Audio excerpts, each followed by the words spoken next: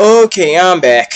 And just to tell you that Onimusha 3 did have some pretty good voiceovers in there as well. Just like, Paul Mercier as the English voiceover of Jocks in there, which is actually quite ironic because he was actually the voiceover for Leon S. Kennedy of Resident Evil 4 in there. And you got Robin Akidowns, which is the original Saminosuke from the first Onimusha. Then you got Jennifer Hale and Vanessa Marshall in there, which all you Grim Adventures Billy and Mandy out there, fans out there know her as Irwin. And a very special guest voiceover that comes down to my heart, Jodie Benson, which is actually known as Princess Ariel from The Little Mermaid and Kingdom Hearts. And pretty much I had to say about the game is like it's a pretty good game. Onimusha Dawn of Dreams. This one's pretty good too because, Capcom took more of a RPG turn on this game. And pretty much I find it very, very impressive. That's how I find it. And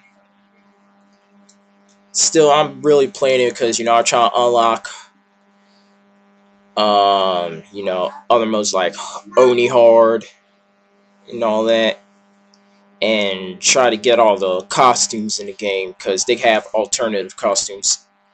But there's a button sheets in there that say you can get the Street Fighter uniforms in there as well for the characters. I don't think I'm gonna tell you because you better go on GameFAQs to find out about that. Sega Genesis Collection. Okay. The reason why I got this is because of Phantasy Star 4, The End of the Millennium, one of the best Sega Genesis RPGs. And also, it says it also got here both of the Vectorman games on here, which I like as well.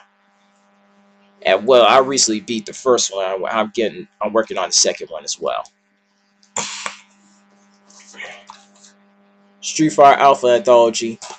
Well, I got this because of Street Fighter Alpha 2 and Super Gen Fighter Mini Mix, which are one of the best games I ever played. And don't try to say I don't like Street Fighter Alpha 3. It's like, it's okay to me, but I'm turning away from it because, I'm mostly playing King of Fighters mostly. Street Fighter Anniversary Collection. The reason why I got this is because of Street Fighter 3 Third Strike. And pretty much they got the anime and movie on there. Actually, I found out that it was edited mostly just for the teenage audience, but they do have an unedited version on DVD that's out right now. So, if you want to get that, you can get that as well. Taito Legends 2. I'm a very big fan of Taito games and their music group Santata. And pretty much I play mostly games down there like Darius Gaiden, G Darius, Metal Black, Geki Ridon. And I got some mangas in there like Cleopatra Fortune and Camel Tree. That's the only games I play on there. And they're pretty fun. There's some pretty fun games in there. But there is one I really hated on there. And that was Naster Warrior, also known as Rastan Part 2. And I will be doing a review on that game very soon. Tekken 5. As you might as well know, I'm kind of leaving now the Tekken plate area of Tekken right now because, it's getting more the same right now. I'll play it at times, but I don't play it that much. Only my little brother plays it most of the time, so yeah. Tekken Tag Tournament. I had to say this is one of my only Tekken game I played. That's the only one I really played mostly. So, okay. Urban Reign. I'd say this is one good underrated gem Namco put out.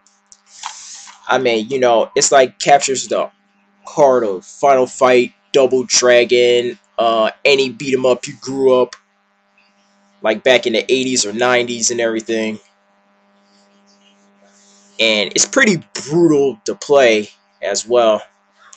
The only problem with the game is that it's the mission mode, and to the point everyone in that game will whoop your ass. Okay. Beautiful Joe 2. Okay.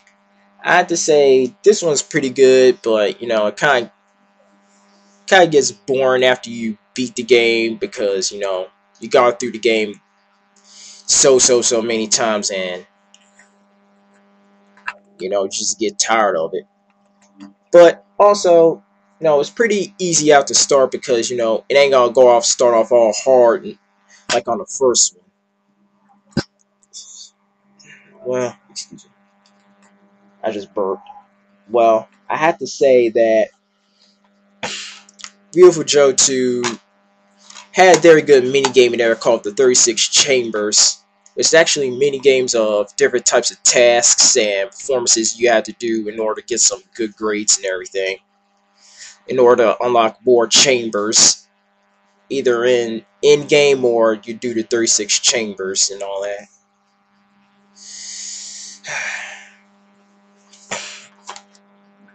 Virtua Fighter 4 Evolution. I don't have to say this is about one of the best Virtua Fighter games of all time.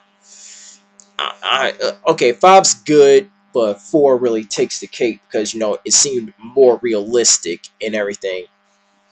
5 seemed realistic, but it got a little bit of the Tekken approach at some points, you know, which kind of disappointed some people and all that. Xenosaga Episode 1, Dermile Sama. I had to say this is about one of the most captivating RPGs of all time. And I think the story's all good and everything, but the cutscenes are way too long. It seems like it's like you're watching a movie and everything. And also the RPG system, we really had to get used to it because this game is extremely hard. If you don't know what you're doing, your ass is gonna get handed to you in that game, no matter what. So, so that's all my games. So here's my brother's games. Neo Contra. Well, this one's a pretty good Contra game, but not as good as 3, 4 Shattered Soldier. It just seems that they made it a little too easy. That's the problem with the game. It was way too easy to beat. And so if you know what you're doing in the game, it proves out way too easy in the game. Onward. Okay. Tekken 4. I'd say, you know, it had good graphics and everything, but it was just disappointing because they took out the good characters in there. As every Tekken fan should know. But the only good thing about the game is they improved on the Tekken Force mode, and which is like, you know, they improved the length of the stages and make sure the stages aren't way too short. But the problem with the Tekken Force is that the controls are so awkward in the game. Anyways, here comes, I'm gonna be going to part 3, and let me just hold on for a second. I'm gonna get another video up on